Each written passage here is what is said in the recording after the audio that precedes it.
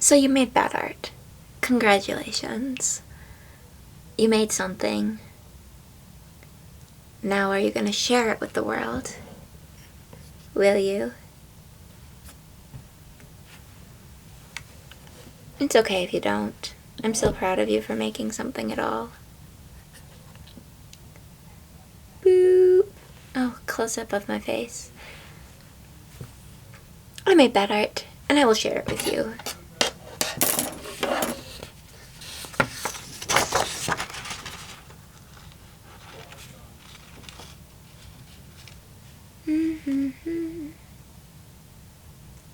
I am designing tarot cards, but I'm doing so by just sitting down with a pen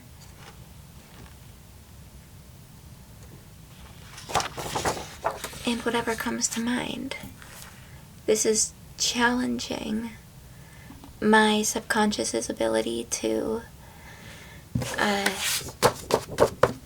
process the information that I've sublated over all of my years of doing tarot, as well as all of my years of doing art, and all of my years of practicing presence. And it's still a journey that I intend to be on the rest of my life. I don't know if it'll get any easier, just more nuanced struggles as more nuanced questions come up.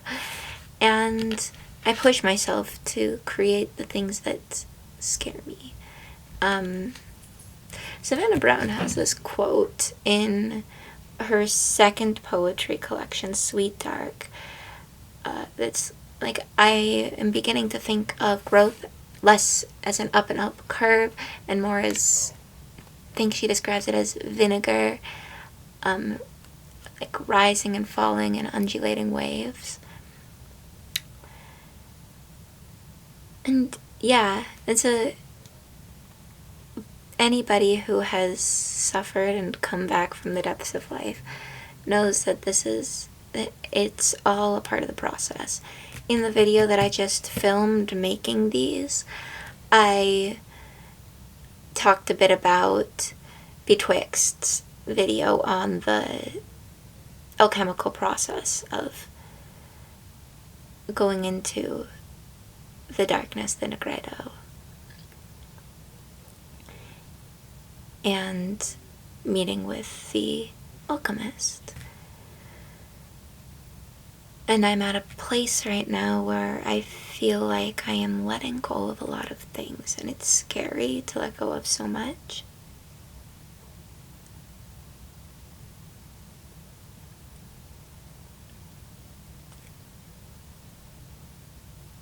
But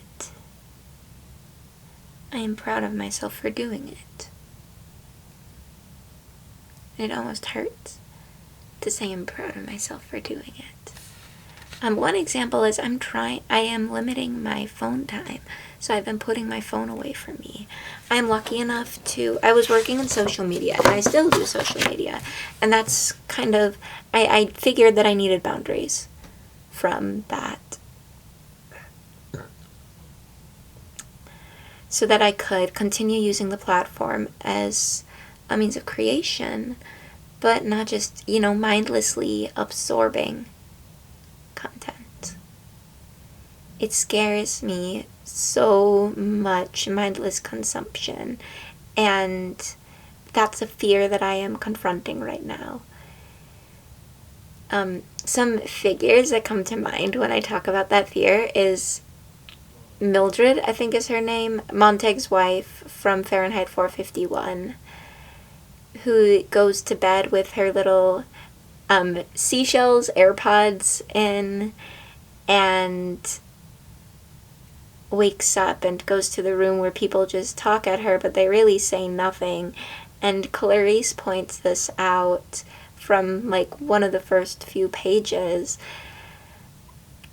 Just that people don't talk about anything.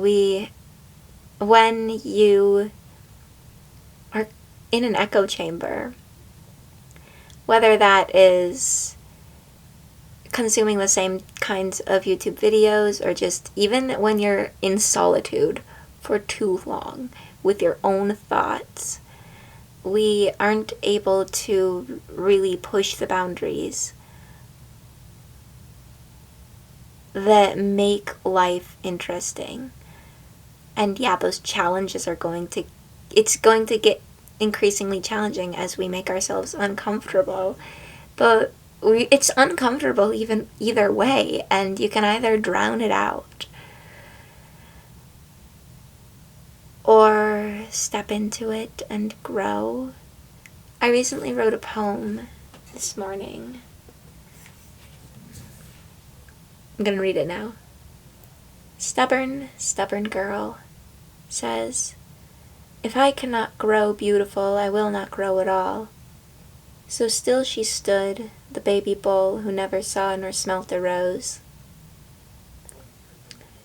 Not that there are other ways to experience roses outside of seeing or smelling. But not engaging with life with all the senses that you have available to you.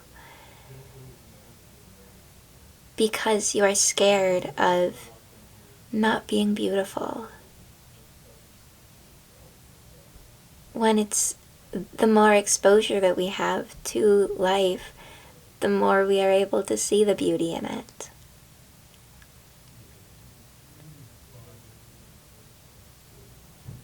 And all of the sorrow.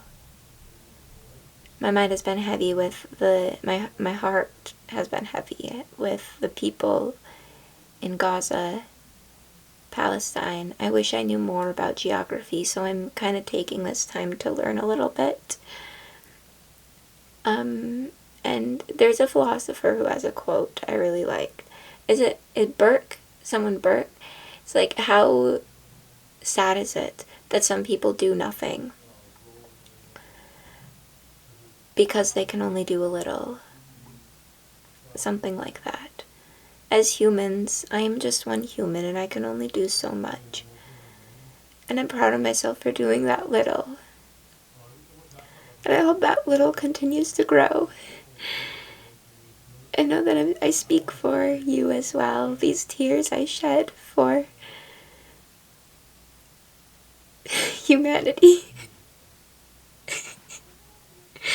Let's just take a moment here. Okay? And hold this space together.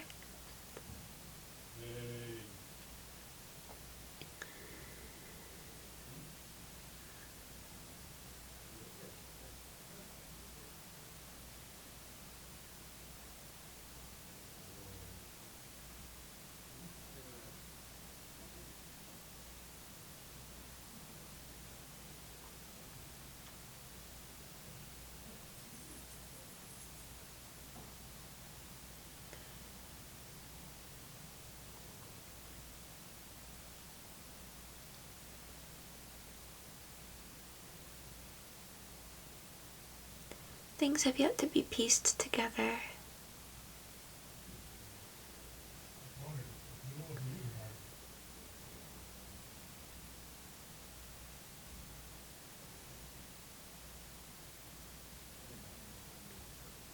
It's not your job to do it all.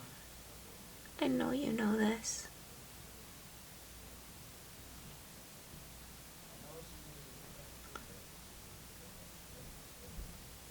It's overwhelming.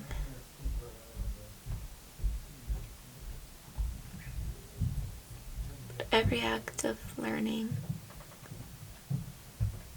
it's hard to even say but. Every act of hope is rebellion. Every act of love is rebellion.